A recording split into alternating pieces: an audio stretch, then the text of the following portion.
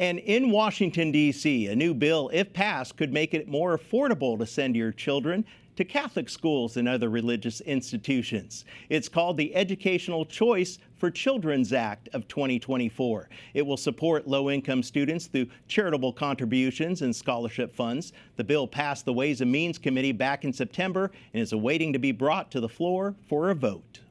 And joining us now is the author of the new legislation, Nebraska Republican Congressman Adrian Smith. Congressman Smith, thank you so much for joining us.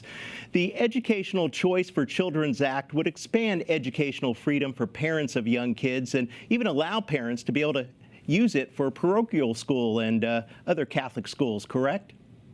Well, absolutely. We know that there's actually a very viable and productive infrastructure across the country in so many communities that we know there's quality education out there, but we want to make sure that there's more access. And how specifically would this bill generate new investments in scholarships for K through 12 tuition and educational resources?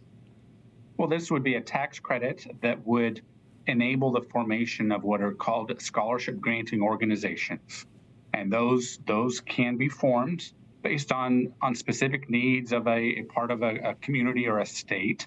And it's really, I think the beauty of the program is that it's ultimately locally driven. It's not the federal government saying what's best.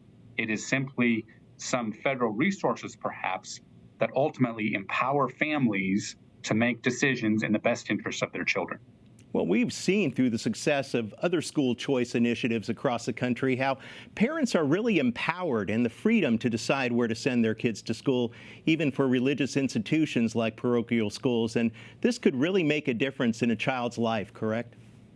That's right. And we see, very strong numbers that when there's access to more parental input, it is absolutely vital that, I think it's vital that we provide more access or enable more access. And it's important to note as well that this effort at the federal level is in concert with efforts at various state level operations as well.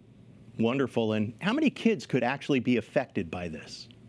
The estimates are well over 300,000. Wow. And when you look at what the needs are, and I'll tell you what, I have talked to some of the youth who have been positively impacted by school choice. Boy, they make a compelling argument that we need to do more for enabling and empowering more access to these resources because the outcomes are so positive.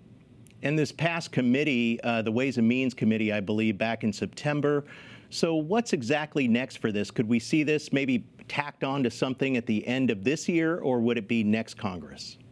Well, we've got a lot of things to do between now and the end of the year. That remains to be seen, but I really appreciate the feedback from so many folks across the country. Well, we at EWTN News Nightly are certainly going to be following this bill very closely. Nebraska Republican Congressman Adrian Smith, thank you so much for joining us. Thank you.